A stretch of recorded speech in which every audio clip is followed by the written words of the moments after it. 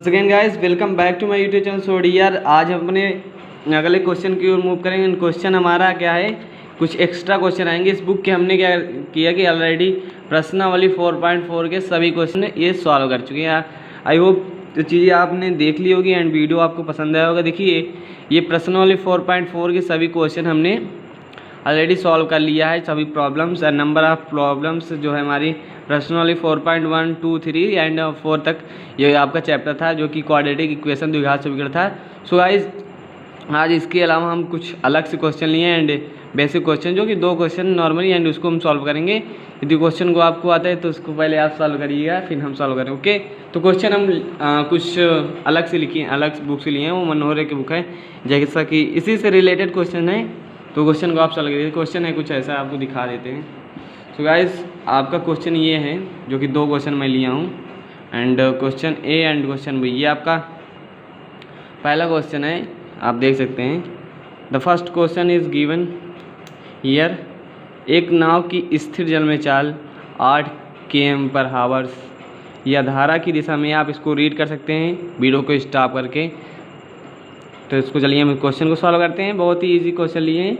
Easy क्या, यदि आप पूरी प्रश्नावली पढ़ चुके हैं, पूरे चैप्टर्स को पढ़ चुके हैं, तो चीज़ें आपको आसान लगेंगी। यदि नहीं पढ़े तो भाई जाहिर सी बात है थोड़ा टफ लगेंगी। यदि नहीं पढ़े तो पहले आप उसको पढ़ लीजिए, देन आफ्टर आप यहाँ आई। ओके, देन क्वेश्चन फर्स्ट है हमारा, एक नाव की स्थिर जल में चाल क्या है, 8 km/h है, या धारा की दिशा में 22 किलोमीटर और धारा के विपरीत दिशा में 15 किलोमीटर 5 घंटे में जा सकती है धारा की चाल। स्पीड क्या है, वेव के जो है हमारी धारा है उसकी स्पीड क्या है। सो गाइस, इसको हमें फाइंड करना है। क्या फाइंड करना है, धारा की स्पीड। तो चलिए इसको हम सॉल्व करते हैं। सॉल्यूशन, ये हमारा कौन सा क्वेश्चन है, क्वेश्चन हमारा फर्स्ट है ये वाला क्वेश्चन। तो हमें ज्ञात क्या है, जो हमें फाइंड करना होता है हम उसी को मान लेते हैं। तो लेट करेंगे, माना धारा की चाल जो है गाइस, धारा की चाल क्या होगी, x km/h होगी। ओके, मान लिया हमने कि धारा की स्पीड इतनी है। ओके, हम क्या जानेंगे, प्रश्नानुसार चलेंगे। इसमें क्या है, कह रहा है कि 8 km/h है स्थिर जल में चाल। किसमें, स्थिर जल में चाल 8 km/h है गाइस, नाव की। किसमें, स्थिर जल में चाल। तो धारा की चाल ज्ञात करनी है हमें, धारा की चाल क्या है। चलिए ओके, चलो सॉल्व करते हैं। तो क्या होता है, जब हम जानते हैं एक फार्मूला होता है बेसिकली, क्योंकि क्या होता है, चाल बराबर दूरी बटे समय, या कहें दूरी बराबर चाल गुणित समय, या समय बराबर दूरी बटे चाल। सिंपल सा फार्मूला अप्लाई करेंगे, इस क्वेश्चन को हम इजीली सॉल्व करेंगे। ओके, देखिए आपको ये चीज़ें मालूम है, इसको हम शॉर्टकट में सॉल्व करेंगे। क्यों, क्योंकि धारा की दिशा में चाल क्या होती है, जुड़ जाती है, और धारा की विपरीत दिशा में होती है अगर चाल, जो नाव की चाल है वो घट जाती है। ये आप जानते होंगे एंड इससे रिलेटेड क्वेश्चन हम कई सॉल्व कर चुके हैं। चलिए इसको सॉल्व करते हैं। फर्स्टली क्या कहा है कि 8 किलोमीटर जो उसकी चाल है नाव की, वो जब वो धारा की दिशा में जाती है तो कितना एरिया, मतलब डिस्टेंस कवर करती है, वो हमारा 22 किलोमीटर। कितना, 22। ओके, तो चलिए प्रश्न चलते हैं। प्रश्नानुसार अकॉर्डिंग टू क्वेश्चन प्रश्न क्या करेंगे कि नाव की धारा की दिशा में चाल क्या होगी, इस दिशा में चाल क्या होगी, वो हमारी नाव दिशा में चाल बराबर क्या होता है, दूरी बटे समय। दूरी कितनी कवर कर रही है हमारी, 22, एंड हमारी चाल हो जाएगी वो 8 + x हो जाएगी। क्यों, क्योंकि जाहिर सी बात है नाव भी चल रही है स्पीड में और धारा की दिशा में है। मान लीजिए ऐसे धारा का जो फ्लो हो रहा है, जो वाटर का, जो रिवर में, वो कुछ इस डायरेक्शन में हो रहा है, और इसी डायरेक्शन में हमारी कोई नाव है। क्या है, कोई नाव है, वो ऐसे जा रही है। तो जाहिर सी बात स्पीड जुड़ जाएगी इसमें, एंड इसके अपोजिट जाते हैं तो चाल घट जाती है। ओके, तो इसको आपको याद रखना है या समझ लीजिए, जब धारा की दिशा में जाते हैं तो चाल जुड़ जाती है। तो यही हमारी चाल बराबर दूरी बटे दूरी हो गई। एंड देखिए सॉरी, ये देखिए 22 बटे ये इतना रहेगा आपका 8 + x रहेगा। अभी इतना ही तो समझिए आप, चाल वाला दूरी बटे समय होता है आप जानते हैं। तो चाल देखिए धारा की दिशा में है तो उसकी जो अगर नाव की चाल है और धारा की चाल है तो वो ऐड हो जाएगा। ओके, एंड नाव की, इसको आप ना समझिए अभी के लिए आप रहने दीजिए, इसको हम बाद में समझते हैं। नाव की धारा के विपरीत दिशा में चाल क्या होगी, वो 8 - x हो जाएगी।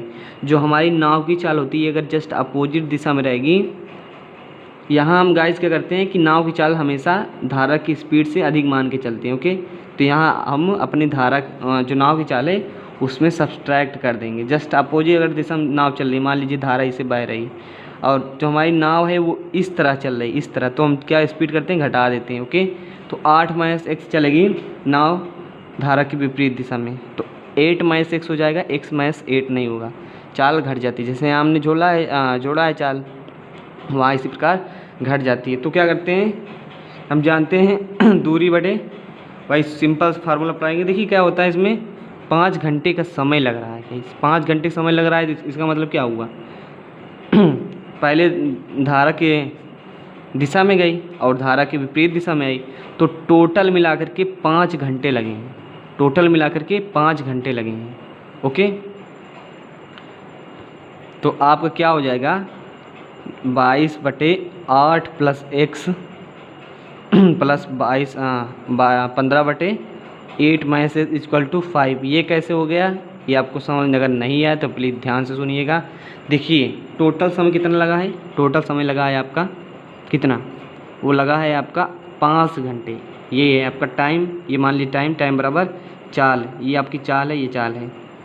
हमने जोड़ दिया, क्यों जोड़ दिया, क्योंकि भाई देखिए पहले तो गई धारा की दिशा में गई तब कुछ समय ले ली, और फिर धारा के विपरीत दिशा में गई तब कुछ समय ले, टोटल समय 5 घंटे हो गया। एंड हमारी जो ये हुआ दूरी बटे चाल, ये आपका इतना हो गया 22 बटे 8। ये पहली कंडीशन है, जब हमारी धारा की दिशा में चल रही तब कुछ समय ली होगी, और फिर धारा के विपरीत दिशा में चल रही है तब कुछ समय ली होगी। तो टोटल हमने सम कर दिया।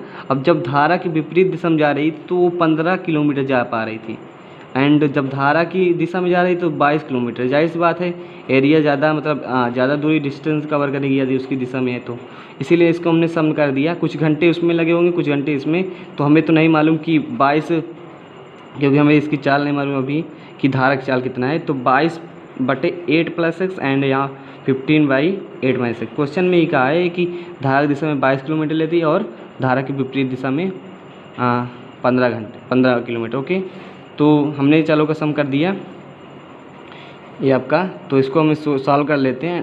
8 + x एंड 8 - x = 5। यह क्या हो जाएगा, 22 8 - x + 15 8 + x। इसी में समझने का प्रयास करिएगा। 22 8 गुणा करेंगे कितना होगा, 176 minus 22x plus 15 8 120 plus 15x। Okay, equal to 5। And यहाँ हमारा हो जाएगा 8 देखिए a + b a - b मतलब 64 - x²। वो कैसे, ये लिखा है a² - b², मतलब a का स्क्वायर 8 का स्क्वायर 64 - b² - x²। ओके, यहाँ तक आपको समझ में आया आई होप। क्या करेंगे अब, इसको सॉल्व करेंगे। 120 और 176 कितना होगा आपका, होगा हमारा 196। एंड ये हो जाएगा हमारा -7x इक्वल टू ये 5 है, इसमें मल्टीप्लाई कर देते हैं 64 - x², क्रॉस मल्टीप्लिकेशन होगा ये direct. Okay, and 196 - 7x equal to 6, इसमें मल्टीप्लाई करेंगे कितना होगा 320 - 5x²। इसको एक साइड में ले लेते हैं, 5x² पॉजिटिव में जाएगा, माइनस था, एंड इसको इस साइड लेंगे -7x ऐसे रहेगा। ये प्लस 196 - 320 = 0 एंड 5x²।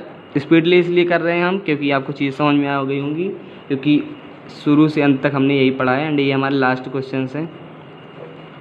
7x इसको सब्सट्रैक्ट करेंगे तो कितना बचेगा, -124 = 0 क्या करते हैं, इसको गुणनखंड से सॉल्व कर लेते हैं। इसमें मल्टीप्लाई करेंगे इसका इसमें, तो कितना आएगा, ये आएगा 500, 24 पंचे 120, 700 620 आपका आएगा। इसको मल्टीप्लाई करेंगे। ओके, कैसे, देखिए 5 चौक 20 0 एंड आप कर लीजिएगा, यहाँ हम कर देते हैं 5 चौक 20 0 हासिल 2, 15 10 12 एंड 5 620 ही आएगा। अब क्या करते हैं, इसको ऐसी संख्या में व्यक्त करते हैं कि घटाने में 7 आना चाहिए एंड गुणा करने में इतना। ओके,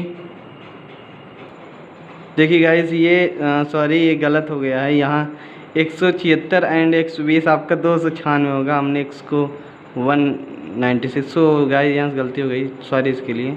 तो चलिए इसको आगे सॉल्व करते हैं। 296 minus 7x equal to 320 minus 5x square and minus 5x square इस साइड आएगा एंड इसको टोटली हम सॉल्व करेंगे तो हमें मिलेगा 5x माइनस 24 आ गया इस साइड है, तो डायरेक्टली कर दे रहे हैं क्योंकि आप समझ गए होंगे। अब इसको करना क्या है, 5x स्क्वायर माइनस ये minus 15 minus 8x minus 24 equal to 0। ऐसे क्यों किया हमने, क्योंकि 5 और 24 को गुणा करेंगे 120 आएगा और 15 इसको 15 8 120 करेंगे। गुणनखंड का तरीका आपको मालूम हो गया, इसलिए हम इसको स्पीडली कर दे रहे हैं। इसको आप सॉल्व करते हैं, 5x square minus 15x plus 8x minus 24 equal to 0।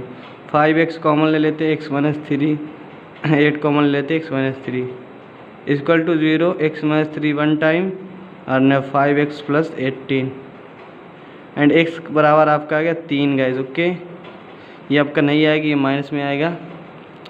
तो x क्या था, x हमारी थी धारा की चाल, ये हमने स्पीड ऑफ धारा मतलब धारा की चाल मानी थी, जो कि हमने आंसर पा गया है 3।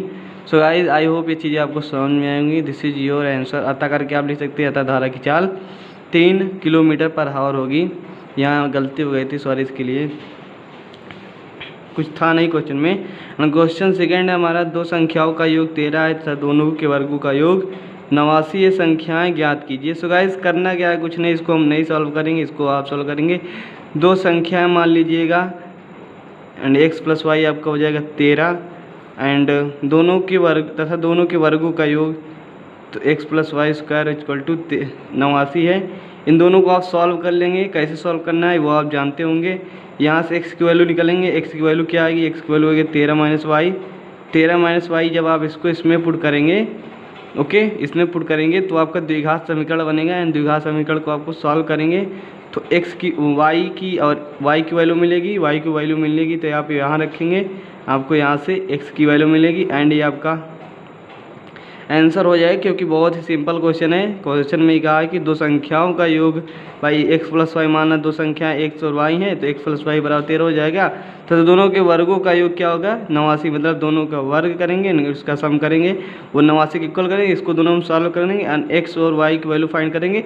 अतः करके हम आंसर लिख दें, अतः हमारी दोनों संख्याएं इतनी इतनी होंगी, जो आपका आंसर है। ओके, आई होप ये चीज़ें आपको समझ में आएंगी। तो चलिए बाय बाय, तब तक के मिलते हैं नेक्स्ट वीडियो में। Okay guys.